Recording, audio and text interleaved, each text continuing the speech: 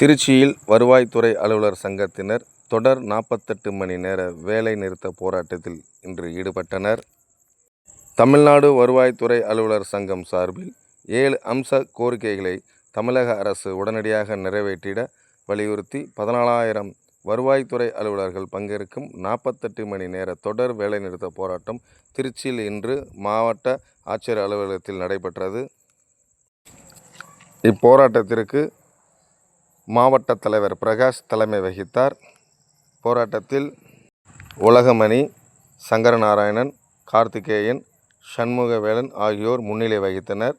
மாவட்ட செயலாளர் பொன் மாடசாமி கோரிக்கை விளக்க உரை வழங்கினார். தமிழ்நாடு அரசு ஊழியர் சங்கம் பால்பாண்டி வாழ்த்துரை வழங்கினார். மாவட்ட பொருளாளர் ராமலட்சுமி இறுதியாக நன்றி தெரிவித்தார். இந்த போராட்டத்தில் சங்கத்தின் நிர்வாகிகள், உறுப்பினர்கள், வருவாய்த்துறை ஊழியர்கள் ஏராளமானோர் கலந்து கொண்டனர்.